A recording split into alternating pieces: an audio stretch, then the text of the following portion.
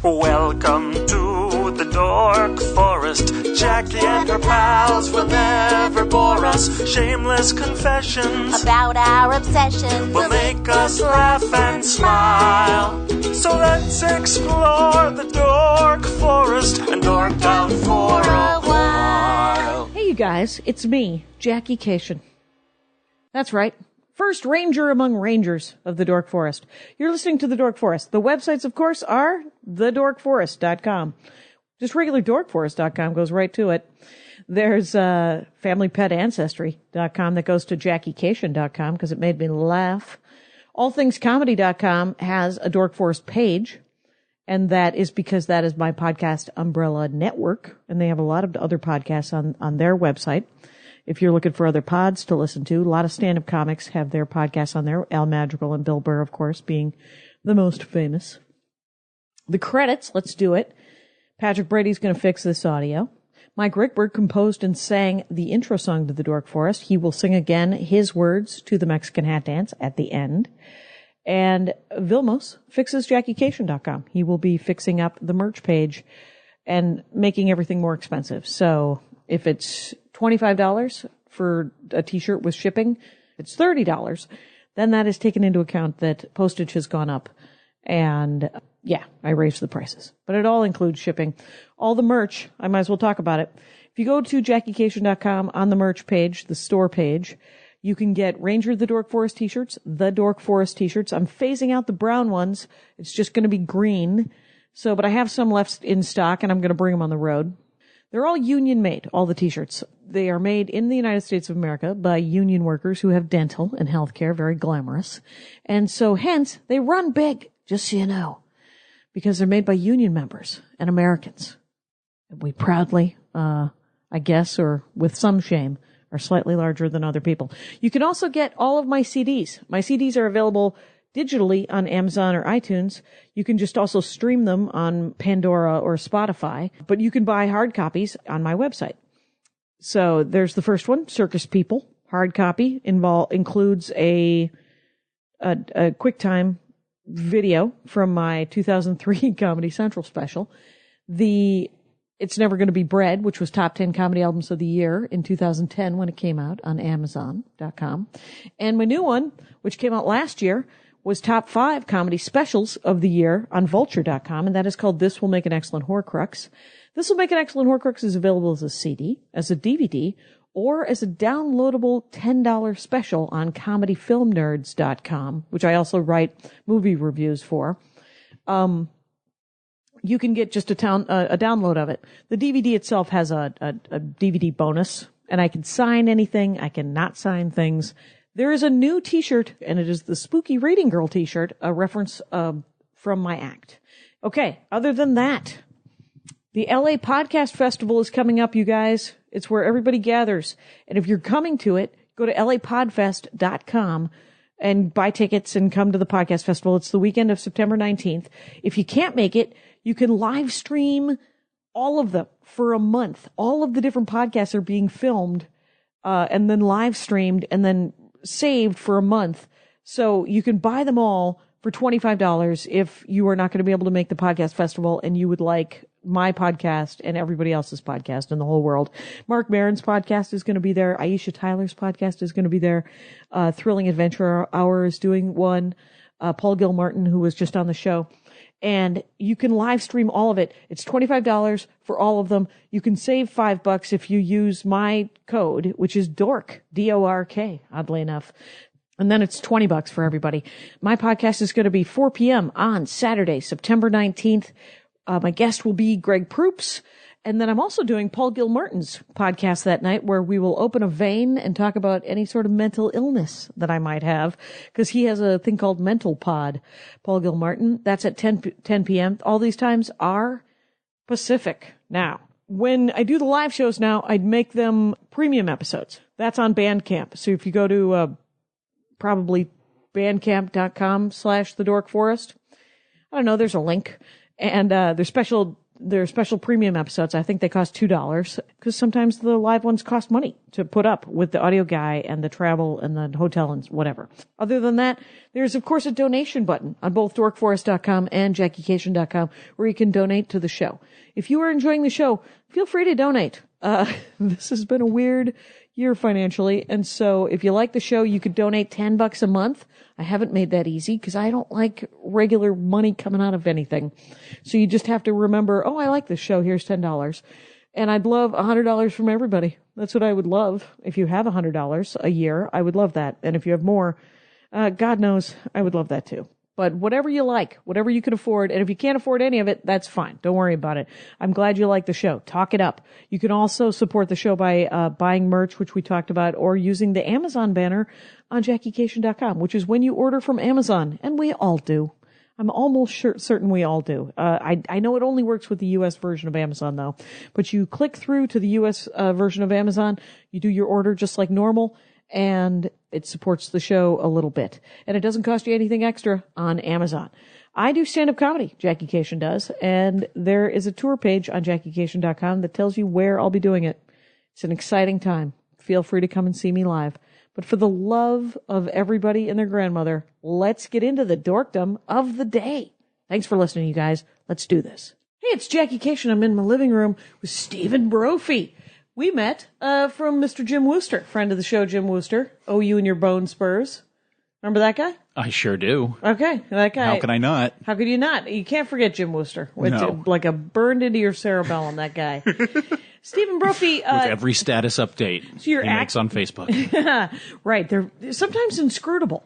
Oh, yes. I wish Yeah. he were on Twitter because that's where that inscrutability might really take off. I don't know why he hasn't joined it yet. Well, I think the commitment of, you're like, he's going to have to, jump over it and go to Periscope or Right. Instagram or Snapchat or some damn thing. Oh, he'll never be on Instagram. Someone was telling me that I should Periscope the Dork Forest and then, because they're gone in a day. Though I don't believe that. I believe that they are on a server somewhere owned by the Periscope Everything people. is stored. Yeah, why wouldn't it be? For legal reasons, if nothing else. And It's archived in the ether. Right, and because, when somebody dies, you're like, guess what? I've got these weird videos that Andy Dick posted. I don't know why that name came to, just randomly. Is he next up in your death pool? Is that why? I don't do a death pool, but someone was telling me they had somebody in their death pool. I was like, it feels like Doug Stanhope he has a death pool that he runs, that he pays out on. I'm not And, surprised. Yeah, he's a very dark comic and enjoys. I'm good. You know what Dr. Seuss said? Welcome to the safest space in podcast, Bill, where I quote Dr. Seuss. I love it. Dr. Seuss says, "Don't be sad that it's over. Be happy that it happened." Abso-freaking-lutely. Isn't that a great line, though? Absolutely. Yes. Yeah, there's nothing Well wrong with that, said. Stephen Brophy. By the way, Incredibly you are well on said. Twitter, and it's at StBrophy. And it's also StBrophy.com, which is your website. That's right. And you are, in addition to being an actor and these things, you're a writer. You've written prose. You've written fiction. Yes. And I have in my hot little out hand. Out of desperation, I've turned to prose. I don't understand why that. I think that's admirable. It feels classy almost because it's not even a graphic novel. Oh, yeah. It's prose, and it's granted they are superhero prose books. I've read one of them. I didn't read the other. I read The Villain's Sidekick. You could probably read the other one while we're talking, and it would. It's so short. Eternity Conundrum. It's so incredibly short. It is pretty. It's pretty tight. It's and these are self-published, right? Yes. That's awesome. Yes. I love. I mean, technically, they're published by my friend. Who has a publisher? Yeah, Johnny B. Baker. Johnny B. out Baker of San has- Diego. Yeah. Budget Press. But it's the next best thing to self-publishing, really. Right. It's one step up because he has access to people. Exactly. Right. And you Exactly. don't have to find access to people. Although I think And I've sold more books on my own than I have through Budget Press. Well, I think that's true almost always. Because I mean, what you do is you get hard copies and then you sell them, and then it's on Amazon too, right? Yes, it is. And that is people should check it out. The Eternity Conundrum, a brief prequel to The Villain's Sidekick. I have not read. Are you writing and you said you were writing something else. Are you writing a prequel to the prequel? Please tell me you are. I'm writing a series of prequel stories called 12 Angry Steps that Okay. will tell the entire origin of my main character, Hand Cannon. Hand cannon. How he got his arm-mounted machine gun and his metal jaw and all the other aspects of his character that make him memorable. That was his thing. That was his thing, the villain's sidekick. It's been a little bit since I've read it, but I do remember the metal jaw. Hard to forget a metal jaw on a dude. Oh, yeah. And but it's superhero prose. That's which correct. Is a part of I have never read. I mean, yours is the only superhero prose that I've read, except for Tarzan and Conan. Then you don't know what you're missing. I'm clearly missing something. There's. Yeah. It sounds like it's a rabbit hole of craptastic enjoyment. Not as craptastic as you might think either. Oh, really? There's actually a lot of really well-written superhero prose, and it's kind of like a science fiction subgenre that's catching on. I don't think. Yeah, it's even more speculative than speculative fiction. Exactly. Fantastic. And less scientific than most science fiction.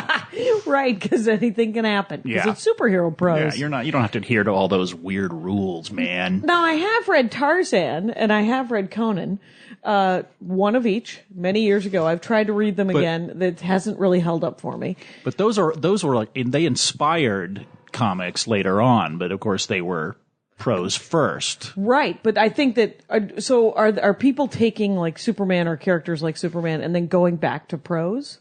Well, that's been done for years and years and years. I remember probably the first piece of superhero prose I ever read was a novel that was published. It was called Last Son of Krypton, I think, and it was published at the same time as the Superman movie in '78. Okay. But it had nothing to do with it. It just had a picture of Christopher Reeve on the cover, but then the plot inside had absolutely nothing to do with the movie. Right, but did it have something to do with Superman? Oh, yeah. It was Superman and Lex Luthor and that whole thing. Okay, so I read A Splinter in the Mind's Eye, which was the first Star Wars the first sequel. Star Wars prose that was unrelated and yet fascinating anyway. Right. I was like, when's this movie coming out? The beginnings of the expanded universe. It was it? I don't know if it was. I don't know if it really counts as that, but it was the first Star Wars novel outside of the books based on the scremplays. Oh, that's awesome. Yeah. Oh, good. Well, then look at me getting in on the ground floor of something I didn't know existed. See? But I consider Tarzan and Conan superheroes. That makes sense. I mean, yeah, they're definitely pulp heroes, Right. Which is where Tarzan can talk to animals. Yeah, which is a superpower of sorts. Which is a superpower. He is. Although in his case, I think it's mostly learned behavior, right? It's just how he grew up. So. Except a lot of people. I'll tell you something. The natives all grew up. They couldn't talk to animals. Some of them could, but he could. He was the king of the jungle. I don't know if you know that. True. And, That's because he was the white guy. They had to defer to the white guy. It was this is the worst part of it, of course, where you're just like I bought all of the Tarzan movies because I did some show where I had to defend Tarzan against King Kong because I love Tarzan. Tarzan was my favorite thing when I was a kid, and I asked Andy, my fella, if he considered him a superhero, and he definitely did. Don't you think that because he could swing from things and hold his breath for long periods? He's at least as much of a superhero as Batman. Like he's a superhero through training. He's a normal human. Iron Fist heightened himself to. I would say almost Iron Fist because there is a mystical quality about him. Although, does he have the power of the dragon or whatever it is that gives Iron Fist his super fist? He has the power to kill an alligator, which I think gives him the power of an alligator. But even Steve Irwin could wrestle those. Right, but he was eventually killed by one. And perhaps whereas Tarzan lives on. He lives on in our memories. Okay, now I've totally weeded off of your topic, of course, classic, and but the I would expect no less. No less, but it's fast expanding. But when did it really start? You say? Well, I mean, I think. Again, there've been tie-in. People have written Spider-Man novels and Captain America novels and things like that for decades. But my first experience and inspiration for all this was a book that came out a few years ago, probably 8 years ago or so, called "Soon I Will Be Invincible." Okay. By Austin Grossman. Okay. And who I think was a computer programmer. Microsoft guy or something that, was really into gaming and various things. But his first novel was this novel told from the point of view of the alternating points of view of a supervillain who got out of prison and was determined to get back on top. Dr. Impossible. Okay. And then from the point of view of a superhero who was just joining she was like a female cyborg type who was just joining a Avengers / Justice League type of group Team. and seeing all the sort of politics and infighting of that group. And it was, Oh, okay. So it would alternate between those two points of view throughout the story. And it was really clever and funny and somewhat satirical, but without being, it was not a parody of superheroes. It was an actual Like a fairly, celebration? Yeah, a loving kind of, you know, Yeah. you could tell this guy loved comics and loved these characters, and they were But he definitely didn't take himself super seriously. Exactly. And- Which I think is key in general. I think in writing about superheroes, there's always, I think it's in general. it's part of the, in life in general. Exactly. But in superheroes, especially, you look at the Yeah. Marvel versus DC thing, and it's like the Marvel movies, they always have a sense of humor. They always have a sense that they're not taking it all too seriously right. because they recognize that there's a level of absurdity to all this. Right, and when they do, it gets slightly flawed. Because there are a couple of movies that take themselves kind of serious, that where you're like, well, you're kind of bumming me out. Yeah. Yeah. I mean, Man of Steel would be a prime example of like, this Yeah. is so incredibly dark and serious. And a little bit Where's of the Daredevil. fun? Yeah, a little bit of Daredevil in how serious it is. And he is a sad sack. And I know that, you know, Peter David could not make a happy Daredevil. For some reason, he would not allow him to be happy. Be happy. I want Daredevil to be happy. Well, actually, do you read the Yes. book now, the I think Mark it's Waid material? Yeah.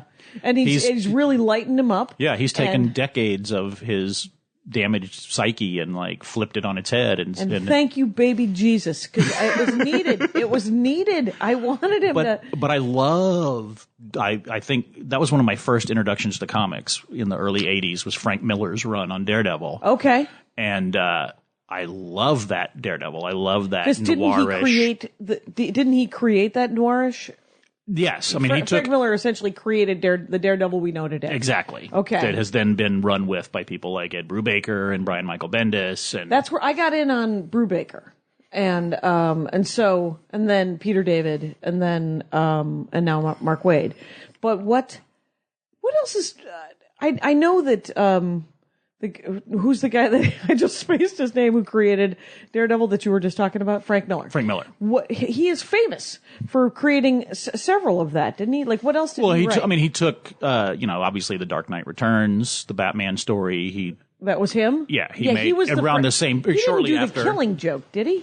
No, that was Alan Moore. Okay, that was Alan Moore. Okay, But it was definitely part of that whole like dragging comics into a more adult, and for a long time, adult meant dark and gritty. right. And I don't mind that. I don't mind. I like that they're adult because I'm an adult. Who loves this stuff, right? Right. And I'm glad that there are children's books and there are adult books.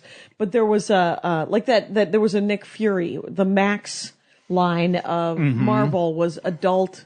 There was cursing, like I think the first Nick Fury, it was the history of Nick Fury, and he's just in bed.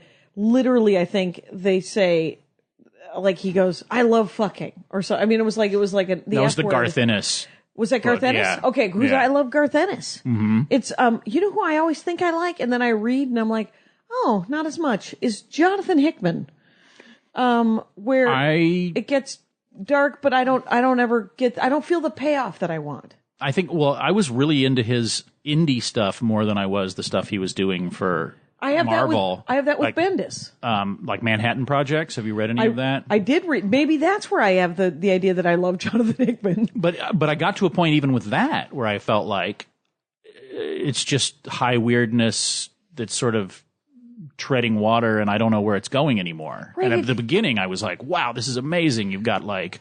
the starting superhero point. Einstein and Yes. Richard Feynman Yes. and all these amazing like physicists and Bendis does the same thing where you're like, it's in an amazing world and the dialogue is amazing. What is happening? Because the thing is I feel like I'm just living my life next to people, at that same pace. And, especially with the written word, pick it up. I'm going to need to finish this before my deathbed. right, exactly. And, please don't let us die together. And then neither of us know what happens. Do there really next. need to be 500 issues of Powers? And I like, right, because I do love Powers, but it is genuinely exciting when something fucking happens. Yeah. In Powers, where I'm like, oh, thank God. Look. I've also developed, I've noticed I've developed a passion for finding books that have already been canceled that their complete runs have been collected in trade paperbacks. Okay. And that, like, Planetary is a great example. Like Warren Ellis's Planetary, probably one of my favorite modern comics that was amazing. of all time. I forget about Planetary. And apparently it was really frustrating if you were reading it while it was being published because it would take ages for an issue to come out and ages for the collections to come out. But by the time I discovered it, it was already all in print and all done. Oh, see, because I started at the very end, and Andy would just literally, we would go to the comic book store, and he's like, it's been 6 months. Where is Planetary? Where is it? And it's not. And yeah, so I think you are correct. And it's stuff like are you reading? Have you read Lucifer? No, that's the spinoff of Sandman. Right. And who's writing it? Is it Mike? It's done. It's not Gaiman, though. No, it's Carey. Mike Carey. Oh, okay. And it's excellent. And it's really great, and I've recommended it before on the show. But it's and is that is being made into a television show? I think it is. I think they took the part where Lucifer moves to Los Angeles and opens up a jazz bar, and they're making that into which, by the way, is kind of the greatest arc of it and the most accessible anyway. I mean, that's an impressive premise. The overarching premise of Lucifer is almost too big for television. Because it's essentially Lucifer is sick of God's ineffable plan, and that's why he rebelled against God back in the beginning. And then God shows up at hell one day just going, hey, it was part of my ineffable plan that you open hell. And Lucifer's like, I hate you. Son of a... Yeah, and he's like, I'm leaving hell. And that's in Sandman when he gives the keys to hell to Sandman. And so, but...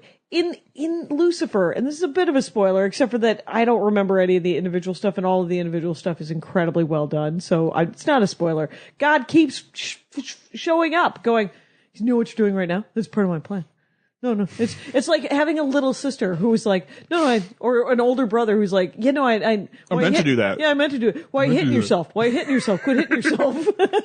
It is a great premise for a comic book, quite honestly. Is brilliant. But it's almost too big for television, I think. So give him a, and then turn it into moonlighting. Did Mike Carey, is he the one who wrote Unwritten? Yes. I just read like the first 7 volumes of that. 7 volumes? Yeah. I mean, they're slim volumes. It's not. Yeah, no, I know, but I was kind of hoping it would end. I was like, oh, it's so good, but can it have an ending? It did. It did just end. Oh, it did? Yeah, because we collected. Oh, good. Yeah, so it is done. Finally, it is done. And it was excellent all the way through, as opposed to Why the Last Man, which wasn't that him? Was that him? No, that was Brian K. Vaughan. That was Brian K. Vaughan. Wait a minute. Maybe Brian K. Vaughan wrote Unwritten. Someone's yelling at their iPod right now. Anyway, so, but all of these ones are excellent. And Unwritten is beautiful. Kill Shakespeare? Have not read that. Okay, that is, that the arc is done. You can read that. That is a finished piece of work. It has begun again with a new arc, and I don't know where the hell it's going. But the first run was amazing. And, because Unwritten kind of reminds me of that because of how literary it is. Right. It's written by Smarty Pants, Stephen Brophy. Mm-hmm. And when Smarty Pants writes stuff, it makes me feel smart when I get stuff. Exactly. And it makes me feel like I'm reading something more than just a comic book. Exactly. I'm reading an incredible novel that has pictures in it. Right. Now let's get back to the actual novels. Okay. Because that's the stuff that you got sucked into, a rabbit hole of this thing. Right. And the thing is, the other reason that I started getting into reading all this stuff is, well, after reading Austin Grossman's book, I was like, is there any more stuff like this? Right. And not only was there, but I got a Kindle around that time. Right. And it was cheap. It right, was really cheap to buy, $4 to $6 or something. Self-published or, low-end kind of. So I discovered another book called Jim Bernheimer. Okay. Is the author, and it's called Confessions of a D-List Supervillain. Yeah. And it had a slightly cheesy cover, and I didn't have high expectations, and then I, read the sample and was like, oh, wait, this guy's smart and funny and good and interesting, and Jim Bernheimer? Jim Bernheimer. D-List Supervillain. Yeah, and he's written 3 of those now. It's a series. There's Origins of a D-List Supervillain, which tells his backstory. And Secrets of a D-List Supervillain, which I haven't read yet, but... Can you be a D-List supervillain and not be a henchman? I think you can. You just got to do you just got to be the guy who only works alone and does really low-level crap. You know what I mean? Like you only end up running across like the most pathetic superheroes. Oh, D-List superheroes, one would imagine. Exactly. Like Florida Man or something like that. Great Lakes Avengers. Exactly. Yeah. That's who I think. Florida Man is a character I'm going to introduce in one of my prequel stories because you always see those headlines. Florida Man. Florida Man loses toe to alligator or whatever, Right. and I'm like, that's Florida Man's got to be a superhero. Florida Man a really sad sack superhero. Right, the sad sack superhero who cannot get his shit together and is constantly making terrible life choices. Exactly. Because he finds the one sinkhole in town. And he's in it. And he finds the one guy who's on bath salts. Stephen Brophy, where are you from? I'm from Texas originally. You're from Texas. Okay, where in Texas? I was born and raised in Houston. Houston. Which is why I set the villain sidekick in my hometown. Oh, there you go. Hand Cannon, Duke Hand Cannon LaRue is also from Houston. Is also from, and that's where, and that's, stuff goes down, man, in Houston. Oh, yeah. Big stuff. It's big stuff. Big stuff. Big, heavy stuff. A lot of strip malls being put up and then abandoned and then revitalized. You've spent some time there, it sounds like. Well, I know the story of Houston, you guys. I want Houston to have a better story. Write it. That's what I'm trying to do. That's what I'm trying to do. Fair enough. But that sounds kind of fascinating. The deal is supervillain. And how are they nice pulp length? Yeah, Are they they're all 220s? They're all manageable, probably in Even the less? 200 to 300 range, I think. Well, and some of the, I want to say that, I want to say Confessions is a good, solid, not short novel length. It's not a novella like mine. It's, Okay. Yeah, because yours is it 100 reads- pages, which is novella, right? Exactly. Okay. Which is part of why I self-published, because at the time, no publisher was taking novellas, so there wasn't even a point in trying to put it out there. Right. Now, apparently, Tor.com is actually They're publishing sci-fi novellas. Well, that's exciting. Yeah. I've read some Tor authors, but what I like the idea of it being, more. And I know my next question. So sorry. Is it available for children? Would you recommend any of this for kids? No, my books are definitely grown up. Well, yours is definitely grown up prose. There are situations. There are books out there that are more in the young adult vein that I've read. I haven't personally read any that are for children. I know that there are books out there, plenty of superhero prose books that are aimed at much younger audiences. 11 to 13 would be fine with. Yeah. Okay, and, but the ones we're talking I think the about, just so. Wearing the Cape series, and I cannot remember that author's name, but that's a series of books that's definitely more targeted at a young adult audience, and they're pretty well written and fun. I've only read one of them, but I know there's a whole series of those. Right. So if you have a kid who likes to read, it might be something that'd be good for a 10 or 11-year-old, maybe even. Yeah. Okay. Yeah, I think so, because there's nothing too grim, gruesome, or graphic in that. There we go. I like it. But just so people know, the ones we're talking about, these are for grown-ups. These are grown-up books. Yeah. I mean, they're, obviously a certain kind of grown-up. Right. A grown-up who's in touch with their inner child. But there's like my book. There's adult language. There's adult circumstances. Some brutal violence here and there. Sure. Not gratuitous, not too gratuitous anyway. But I'm kind of interested in the Soon I Will Be Invincible one. It's only about 8 years old. You said? I think so. Yeah, I think it was published around 2007. I wonder if it's spun out of sort of a fan fiction kind of thing where people are like, because they're just writing prose. They're like, I can make up my own damn characters. Oh, I'll just change this guy to. I mean, all these books, you'll always find that, there's always pastiche characters, like a Batman type. Okay. There's a Batman type in my book. or there'll be a Superman type, or a Wonder Woman type, or a Captain America type. That. Right. I was going to say, is Marvel represented at all in these types? Absolutely, absolutely, especially Captain America. Sure. Because I have a Captain America character in the next book that I'm writing, who's called General Public, and he is stitched. His name is General Public. He's stitched together from the members of a single squadron of 7 men who were killed in action. Oh, so that's his origin. They call him the Suture Soldier. Oh my God! Yeah, that's not for children, you guys. That's going to be for grown-ups. That's mommy and daddy book. Anyway, so what? That one sounds a little too dark for me. Oh, you'll like it. It's not that dark. Okay, fair enough. That's just a backstory bit. That's just the setup. Yeah. We don't have to watch him being sewn together like Frankenstein. No, not at all. Fair enough. It's Frankenstein. There's a kind of a superhero classic. Is that a superhero book? He is, well, That's an interesting... He's he's anti-hero. become one now. Yeah. I think. Like, there's obviously these modern things like I, Frankenstein. And, Right, and Mike Mignola is writing some book that I actually, there's like one or two, there's a guy named Eric, the guy who writes The Goon. Oh, yeah. Eric Powell? Yes. Eric Powell and Mike Mignola. I used to think I'd read anything, and then I was like, no, I'm done. And so now I'm back to The Goon. And then Mike Mignola has too many titles out, and so I think he might be a little stretched too thin. That gets a little overwhelming, but apparently he is bringing Hellboy to an end and the whole BPRD saga and everything. Oh, well, kind of thank God. Because BPRD and Abe Sapien are driving me nuts right now, and I like them, but pad. It's the slowest, it's the pokiest bears in the forest as far as trying to read the damn thing. And then, but Lord Baltimore, on the other hand, Which I haven't read. which should continue. It doesn't have to, it can be in that same world. It doesn't seem like it's in that same world. So, we're back in, he's a witch hunter, right? So, it's just go with Lord Baltimore for now, and then. Oh, and the occasional Lobster Johnson story would be okay with me too. Yeah, me too. I love a good pulp hero. Right, with claws. Who doesn't love a lobster? And a leather jacket and claws. What exactly. else do you need? Yeah, I don't know why you wouldn't fall in love with that lady. You know, hey, Kaneki, you got a lot to offer, girl. That's what, it's a line from Grease. Okay, so, I recognize that. Oh, did you? Good. Anyway, so, again, I've weeded off of you. Let's get back to you. All right. And, so what else, what other ones would you recommend? The Astounding Antagonists was probably one of the most recent ones that I read, and that is also available. All of these are available on Amazon because that's how I started. And what did you do? Did Raphael Chandler, I think. Yeah, is the Raphael author. Chandler. That's him. And that again, I find with a lot of these that they tend to tell stories. My favorite ones anyway tell stories about villains who end up becoming the hero. Okay.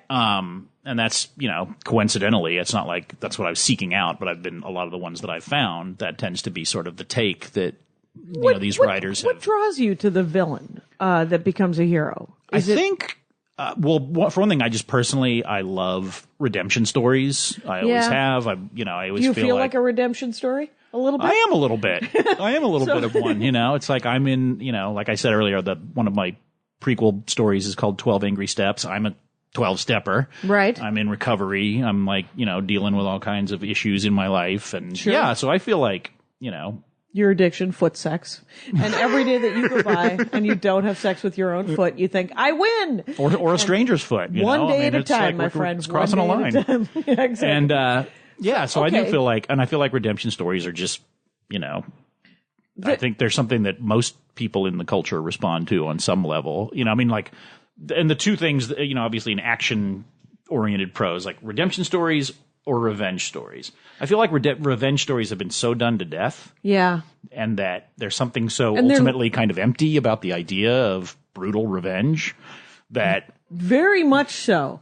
I think, it's almost, it's porny in its like revenge porn kind of, where you're like, no, you can have those inside your head voices that say, I want to use my car like a bully and bully some person who just made bad choices on the road. Shit happens. Exactly. And I did it yesterday. I had road rage and I was an idiot. And then I was like, hey, you're being an idiot.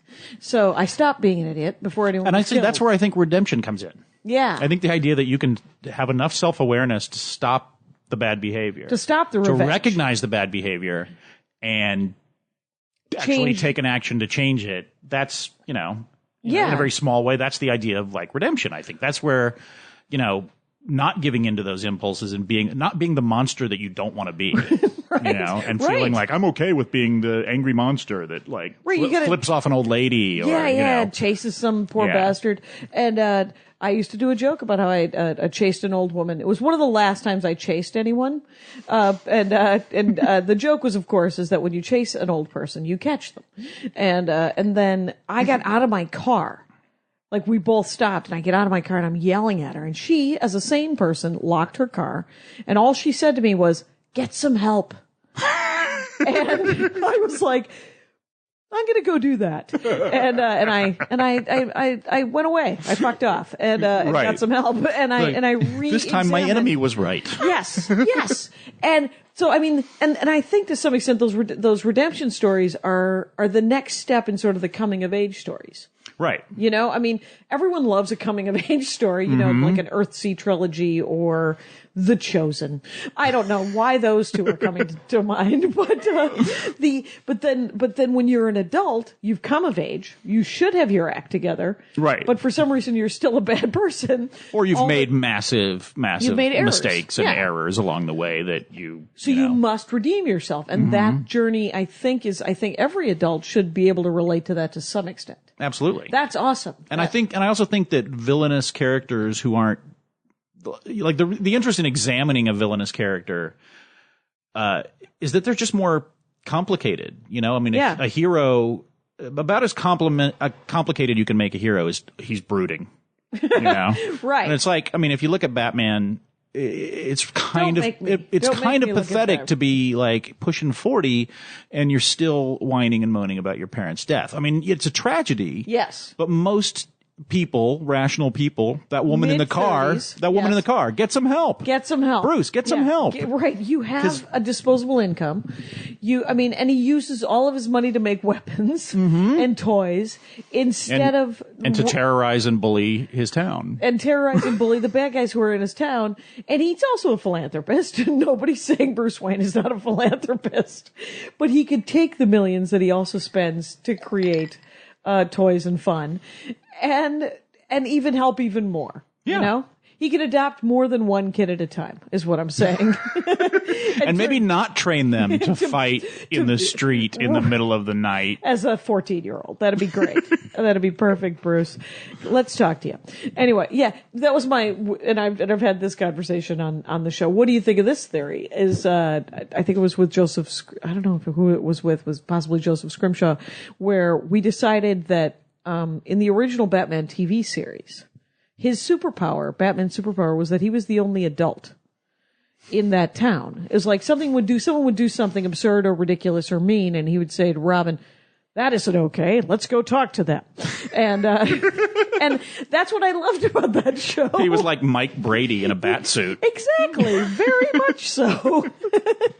And Greg. I wouldn't mind that show coming back, even though, now let's talk about, you said that you enjoy all of the shows. Are you watching all of the shows? All of the I enjoy the shows that I enjoy the most. I'm loving Daredevil. Right. I've watched it Which is twice amazing. already, and I think I'm in the middle of it. And you're right that it follows the grim and gritty formula, but it captures so much of what I love about that character. Yeah. And the fact that doesn't D'Onofrio terrify you? Oh yeah, absolutely. I'm and he terrified. terrifies me in part because he's empathetic at times. Yes. You know, and that's a great example of that's a complex villain who complex. Yeah, I mean, much more than most of the Marvel villains have been so far, because we're seeing them in 2-hour chunks and they don't get very much screen time. Right. But he's a really interesting, full-blooded character, and as is Matt Murdock. I mean, I'm as interested in Matt Murdock as I am when he's Daredevil. Yeah. And I just, I love the writing. I love how smart it is. I love, and then I love that it sprinkles in elements of the fantastic, but it's so organic feeling that when he fights a ninja, or there's a, super-powered psychic child or something, you're not like, what's this doing here? Right. I love that, I guess, I think that's supposed to be the night nurse, right? Yes. Rosario Dawson? Yes, although it's not. Her name. They weren't allowed to use the night nurse because apparently she's going to be used in Doctor Strange. Oh, is she? They weren't allowed to use the real. So Claire Temple is a different Marvel character. Okay. Who they sort of slotted into the night nurse type of role. Who is Claire Temple in? Who is Rosario Dawson, right? I think, yeah. And I think she used to be like Luke Cage, like somebody Luke Cage dated, and Luke Cage he worked the room. He really did. He really did until Jessica Jones tied him down. Finally, ball and chain. Finally domesticated that man. And so okay, because I was like, she's the night nurse, and because I love the night nurse, and then they just re-released a bunch of night nurse stories, which I think is so brilliant that they found a way to tie in an old romance comic. Yeah, which was, by the way, I read it and I was like, oh my god! And then Bendis did a cool thing with her at the end of it, because I'll show it to you after the show. But there's the first 6 issues. It's probably 8 issues, right? Mm-hmm. It's not a graphic novel though. It's weird. It's not bound like one anyway. But the first 6 are the cartoony kind of Archie kind of. Right. 3 ladies are going to nursing school and one of them turns down, and then, the last 2 issues are Bendis going, no, that woman becomes the night nurse.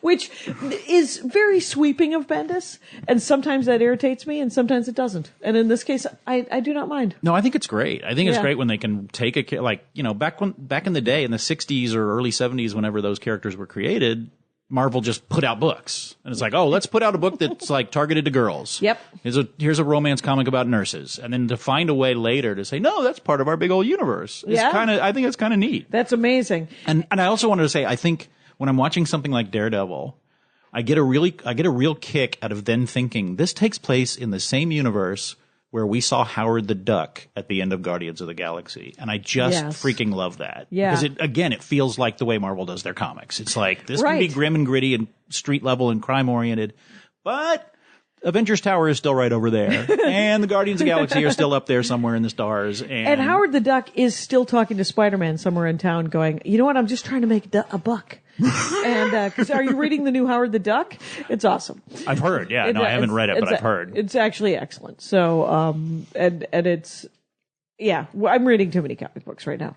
So. And, well, it's interesting. Earlier you said something about, did these books come out of fan fiction? Yeah. And just recently a friend of mine turned me on to a piece of fan fiction that was written by Max Landis.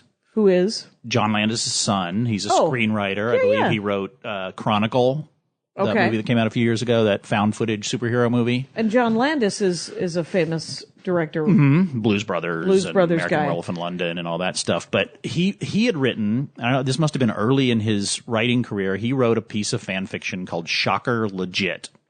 Okay. And it is available you can find it online, and it is about Shocker, the character from the Spider-Man comics, low-level villain. Okay. All from his point of view, written and it was like, I was reading it and there were times when I thought, did I write this? Because it's written in the same, like, first person, present tense, hard-boiled style. Yeah. And it's this incredibly entertaining story where you get to know all about Shocker, and he's trying to become a hero over the course of the story, and frequently failing miserably and having brutal fights with Bullseye, and his best buddy is Rhino, who seems to be slightly mentally deficient, and he has an affair with Black Cat, and like he becomes buddies with Peter Parker before realizing that he's actually Spider-Man, who he hates. Okay. And it's a really terrific piece of fan fiction that I don't know if he wrote it on spec or wrote it as an exercise, but it's like highly entertaining, and it's obviously a first draft because there's grammatical errors and there's all these things, but so worth a read if you're a fan of Spider-Man, or if you were a fan of Superior Foes of Spider-Man, which is a great run recently that Nick Spencer did on this book that was all about the Sinister Six, but they only had 5 members. And it was all from their points of view. And it was another great, like, low-level henchman, very funny. So do you love Thunderbolts? Yes. Because that's entirely redemption-y based. I love Thunderbolts and Suicide Squad and those kind of, and at least I love them in Suicide Squad, the DC version of Thunderbolts, where they're supervillains, but they're trying to go straight? Yeah. And I think Suicide Squad might have come first. Okay. But, as in anything with Marvel and DC, we can do a book like that. I'm Animal Man. I'm the Thing. I'm Swamp Thing. Exactly. Man-Thing, Swamp Thing. Yeah, stop talking to the word thing. And, I think, now I've forgotten your question. Oh, no, well, of course. It's always done like that. I like the, because we were talking about, what were we talking about? We were talking about all kinds of stuff. Exactly. That was it. It was 4 different things. And so my idea is we were talking about TV shows, actually. Oh, yeah. So, yeah. I'm a huge fan. What's the next one? I'm a huge fan. And I went from not liking it at all to, it's the show I most look forward to every week now is Agents of S.H.I.E.L.D. Oh, really? Because you didn't like it at first. I did not like the first several episodes. I thought it was bland. I thought the characters were dull. I didn't give a shit. And but that's true with almost every TV show. You got to give it at least 6 not Breaking Bad or Better Call Saul, where the pilot is like out of the gate. I'm like, I'm hooked. True. I'm hooked. That is true. But this was like, I gave it multiple episodes, and then I started hearing that, just wait for when Winter Soldier comes out. Okay. Because these universes are going to tie together, and it's going to be, and they weren't kidding. And like ever since then, that show has just like been heavily serialized. Yeah. It's really drawn from all the corners of the Marvel universe that the movies won't ever tap into. Like Kyle MacLachlan plays Mr. Hyde. Yes. In season my 2, God. and is incredible. So everyone, Bill Paxton, people having the time of their lives. Absolutely. Which, you're right. In the first couple episodes of Agents of S.H.I.E.L.D., what I missed most was Coulson's humor. Mm-hmm. That dry sense of humor that he showed in the movies. And then it came back. And I was like, I'm in. I'll be watching this. I'll be figuring out what the hell. And once they expanded the cast, and once they turned Grant Ward evil, he's become one of the most interesting characters on the show. Right. People had a problem with how wooden he was, and it was the Skye character. I like that the Skye character has become so exciting that she's also. I think one of the last episodes I saw, somebody told her to use her powers, and she was like, her earthquake powers, and she's like. He said, no, your internet powers. Use your computer skills, because that's why we hired you. And so it was a great, bringing it back exactly to something that's real. And she had a single take fight scene in this past season that rivaled the one on Daredevil. That was like, I felt like the same choreographer, quite honestly. And she did all that work, and I was like, oh my God. I did not know that she did all that work. Yeah. And I was like, that is amazing. She's very fit. She's very fit, and she's really grown into the character. Yeah. And now the character is Daisy Johnson from Secret Warriors. So it's like, all these things where it feels like, oh, this isn't just some little side project thing that has nothing to do with the Marvel Universe. This is steeped in it. Yep. And it can be as big or as little as they want it to be. Exactly. And that's the thing that I kind of liked about it, is that it was slice of life of the regular people trying to work next to and around superpowered people. Exactly. Which is there was some backlash, I think, online about Skye having superpowers, because they were like, well, we wanted it to just be regular people. But everybody else was like, no, it has to, we're in superhero land. Yeah. And I was cool with her nobody being superpowered, and then just running into superpowered people, and then, his name isn't Fez. What the hell? That's the guy from 70s Show. Fitz. Fitz. But Fez is joining the cast in season 3. Exactly. It's going to be great. They're going to just get stoned and shoot everybody in a circle. And so the super scientist thing was where their superpowers kind of clearly lay in the first season. Right, exactly. They were super scientists. They could stop superpowered people with weird things. And I like that who's the cyborg that's on the team now? Deathlock losing all the words now in minute 40. I like to lose all the words in minute 40. But I like that Deathlock is in it. So, okay, what about the rest of them? So what are the Marvel shows that are out? It's just Agents of S.H.I.E.L.D., there's Daredevil. And then Jessica Jones is coming next on Netflix. And That's right. Luke Cage is coming to Netflix. Who and is Iron Jessica Fist, Jones again? It's what's her name? Kristen Ritter is going to play Jessica Jones. And Jessica Jones is a character invented by Brian Michael Bendis, who is and retconned back into the universe, right? Yes. Okay. And she was, originally he wanted to use Jessica Drew, who was Spider-Woman, as the character, but they were like, no, we got plans for her. So he created this character. She used to be a superhero. She has superpowers, but it didn't work out for her. So she's now become, superpowers? She can fly. Oh, wow. She's super strong. She has pretty good powers, but she's just become a regular citizen private detective. Oh, okay. And I think like her with certain advantages, because she can fly and has super strength. Yes, exactly. That'll up your game. Yeah, but it also has this incredible. It's also a fairly dark story where she has this. She was violated in a very psychological way by the Purple Man. I am unfamiliar with. So she was like mind raped. Basically. And which we know from Star Trek Next Generation is not okay. Exactly. And so, but who's the purple? It's never okay. Who's the purple David man? Tennant from Doctor Who is playing the Purple Man, who is just this. He's this psychological manipulator character. I wasn't that familiar with him from the comics until I read Alias, which was the title of the Jessica Jones book. Okay. But it's a great book. Someone was just telling me about the Alias. It's a great story, and I think that if they do it the kind of justice that they've done to Daredevil, I have no doubt it'll be amazing. And it has a female showrunner, which I think is great. That is great. Yeah. So yeah, it's there was some hoopla. I guess Gen Con had a panel about women. It was how to write women in comics. Mm-hmm. Moderated by Bill Willingham, who writes Fables, who I love, and all male writers. I heard about this. And it was too bad, but it was essentially, Gen Con said, well, we asked all these women writers, and we asked G. Willow Wilson, we asked all these different writers, and they were all busy. I was like, yeah, I know you're looking for big names, but go down a rung. Exactly. You know, just because Kelly DeConnick can't do it doesn't mean there aren't 30 other women comic book writers. You have Bill Willingham. The room will be full. Exactly. It'll be fine. Give those women a chance. Give them an option, an opportunity to be known by people.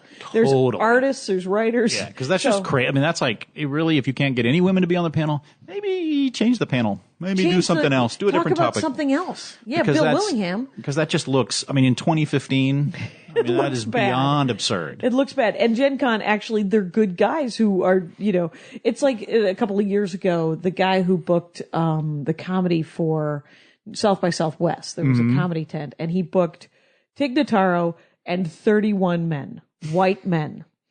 And unfortunately, somebody noticed. And he was like, well, I just sort of picked my favorite comics, and it just, I didn't, and he didn't think. Right, I didn't think I might want to mix it up a little bit because, first of all, that doesn't even do any service to the 31 white guys that you're doing because nobody's going to remember any of those guys. Right. Because it's just going to be a blur of white bearded dudes. And the guys who look vaguely like me. Right. Know, some guys with facial hair and glasses. Right. Some guys that are thin, some guys that are tall, some guys that are heavier. That's all you're going to see. It's just going to be a blur. It's going to be like the line outside of AssCat on a Saturday night, basically. It's those guys. Those nice guys. AssCat, great show, you guys. Absolutely. If some women of color could go to it, that'd be great. Just mix up the line, you guys. You don't get to be on it.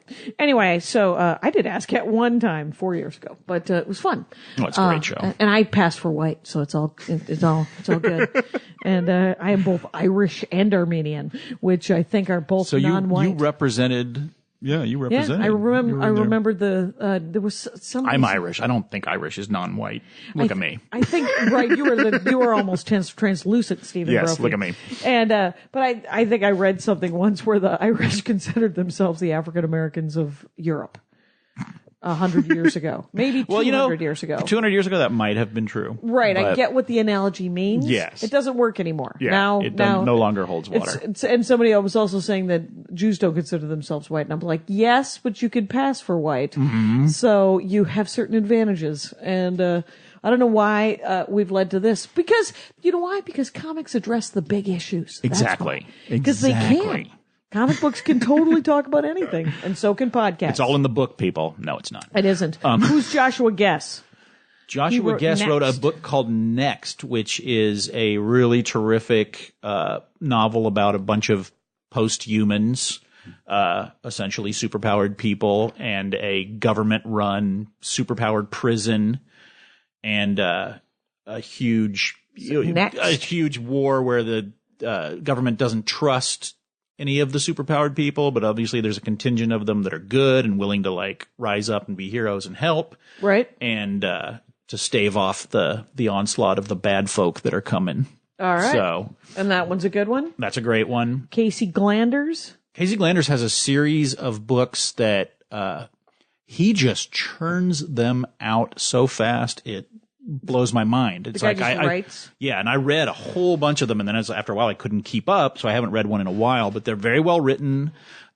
His whole thing. It's all about this character Gail Sohn, who is also an ex-villain. Okay, and it's her big redemption story, and it's also the story of her estranged daughter and another, and it's a slew of really great female characters. And part of the reason he wrote it is he has daughters. And and he needed to and tell he stories wanted to- that they wanted to relate to? he didn't see enough stories out there that were catering to young women that would be interested in this stuff, and so But this is he yet started, another adult topic, right? It's pretty Yeah. adult. It's Okay. it's sexy and it's violent and it's so not not your 10-year-old daughter. no, but No. your Your 13, 20-year-old 14-year-old daughter could probably Handle it? Yeah. Okay, that's interesting. That's cool. Some of these, and are they all self-published to some extent? Casey Glanders is definitely self-publishing. I believe Astounding Antagonists has a publisher. Couldn't name it off the top of my head. Right. Mike Leon, who wrote Kill, Kill, Kill. I think he has a publisher. What's Kill, Kill, Kill about? Kill, Kill, Kill is utterly insane. That is the most, not only would I say it's only for adults, it's only for very specific adults. Like if you are a fan of hardcore Norwegian death metal, this is the comic book novelist for you, because his stuff is so insanely, almost joyously violent and brutal and mean-spirited, and his characters are frequently just, different levels of awful. You're rooting for the least horrible of the bunch, but incredibly well written. I would recommend it to such a narrow group of people because of its brutality. Norwegian death metal fans out there, get out there. This is the book for you. Yes. Finally, prose that really sums up your inner life. I would like to write the darkest book in the world and just call it Inside My Head Voice. And it's essentially just the madness that none of us should act upon. And that's just basically open up your skull. If your skull grew a mouth, this would be the book exactly that it would dictate. Wow. It's right. And speaking of which, there's a bunch of very dark, like Gotham. Are you watching Gotham? I think Gotham, I gotta say, I'm dropping it. And I did make it through pretty much the whole first season, but I really think it's bad. Okay. I really think it's poorly written, and it is fan servicey in the cheapest, most kind of hacky. Yeah, like it drags in every. It's like, oh, this guy's going to be the Riddler. See.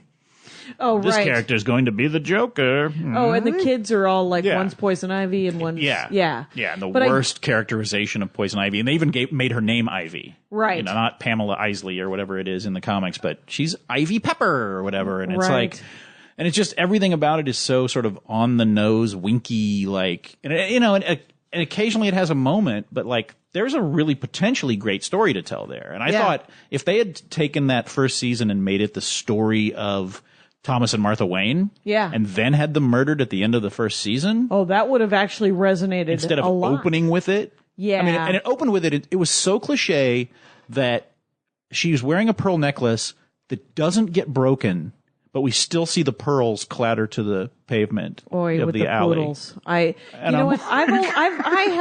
have cherry picked that show because for some reason my DVR, which has got rabbit ears, sometimes we get that channel, sometimes we don't. So I have half an episode of whatever. So I've seen probably 6 episodes, and my favorite ones are the ones with the Tiny Toons of future Gotham. Like, I like Tiny Toons I would rather see that show, Tiny Toons of Future Gotham. So like little Bruce Wayne and little Catwoman. Little Catwoman. And I would like to see their shenanigans, and that would be more fun for me, but that would have been awesome to actually. Could you imagine if they had done the first season of Gotham where we got to see his parents and then who they are, and we find out that we like them and that they're really interesting people. We have to truly let's love them enough that when we're 40, we're still mad. Exactly. That where you see the tragedy for him, for the entire city, for every and that would be incredible. Oh my God. And that's Reboot. such a missed opportunity. Yeah. Because now they're in, right? And then supposedly the show was going to hinge on Gordon investigating their murder, but that was pretty well forgotten by midway through the season, I think. And, right, he had to. And they would just have terrible. Who is that handsome young man? Who is that good looking that plays actor? Gordon is Ben McKenzie. He used to be on the OC. That's it. And he was on Southland. Okay. And Yeah, because that is, he's a different, we were talking before the show about the handsome actors of 2015. Right. They're all named Chris. That are all named Chris. And then also, but he's a different type. He's a guy that looks like that guy. But he's also super good looking. And you're like, oh, okay, so there's that good looking. And then there's the Captain America good looking, which is also Chris Pratt and Chris Pine.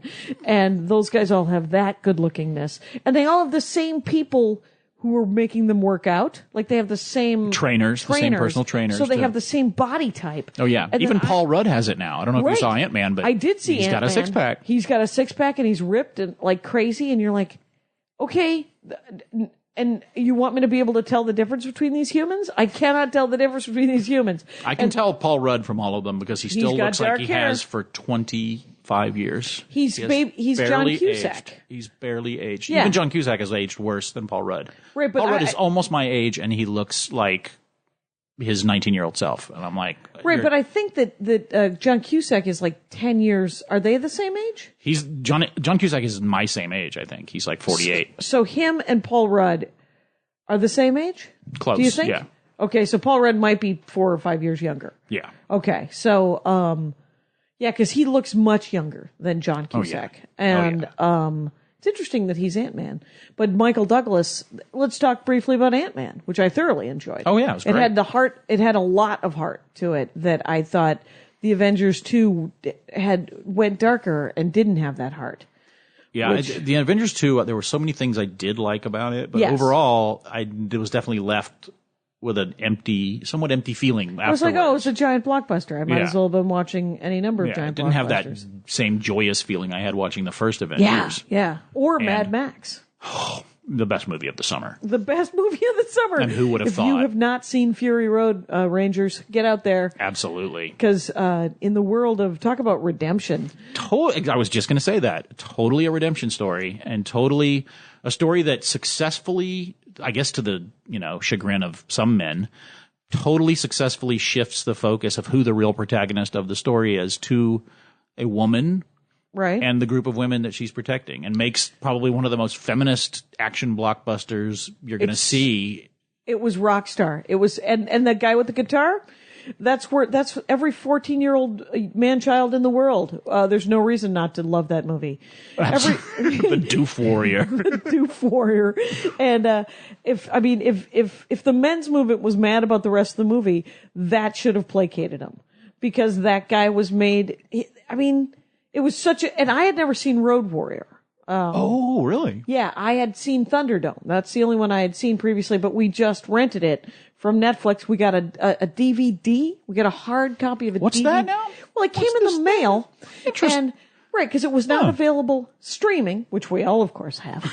But so I was like, they don't have Road Warrior. We have to get a hard copy. And he was like, okay. So we sent back the DVD that we had for 3 years that we had never watched. And now we are sitting on the next DVD on our queue, which is the British version of Leverage. Oh, wow. Yeah, which is great. I wanted to see, it is called... Did I even open it? I didn't even open it, you guys. This is it's like listening to the She's unboxing. Opening it now. It's an She's unboxing. Opening it now. Yeah. And of a game. It is called Hustle. Season 1, Disc 1. And it is essentially what Leverage was based on. Oh, interesting. Do you know how we Americans steal the shows of written of on Great Britain? written on the paper envelope, this doesn't play. Oh no. I don't know what that means. For you? Let's examine it. This doesn't Written in pencil. All right. Well, maybe they knew that I wouldn't open it for 3 weeks, and then I wouldn't watch it for 3 years. The DVD looks okay, doesn't it? Looks fine. Looks fine to me. And then also, are you reading this Warren Ellis? I have been reading Trees on Comixology, which I do that a lot when when the prices go down on the single issues on Comixology, because I only have so much shelf space in my life, and so I do really love. I try to buy a lot of trade paperbacks, and even those I'll try to buy when they're used, so I get them for a better price. Yeah. The Iliad. At Iliad, I love that place. But a lot of stuff I'm buying digitally these days just because I don't. There's nowhere to put stuff. Yeah, exactly. And Trees is really interesting. It's interesting. It's about giant trees, you guys. Mm-hmm. Giant alien trees that have come to the Earth, and then 10 years later, they're still studying it. And then I think at issue 10, we're 10 years further on. And it's also about, sexual and romantic fluidity and because people are involved, you guys. Crime and violence and all kinds of cool stuff. So what would you say? You would we're at an hour, just so you know. So that went so fast. It goes really fast, especially when I eat up a good 10, 15 minutes of your dorkdom with my own, because it overlaps. But people... All dorkdom ultimately does. Yeah, they really do. It's at StBrophy.com. Mm-hmm. Well, it's at StBrophy on Twitter, and then StBrophy.com is your website. Exactly. The books are available on Amazon, The Eternity Conundrum and The Villain's Sidekick. Go The Villain's Sidekick first before you read the prequel. Could they read the prequel before they read? You could, but I think it's more fun because it's a moment that is significant to the villain's sidekick that is being teased in the prequel, and I think that makes it more fun to read it after. Okay. And you get a little more backstory on his ex-wife, the Dame.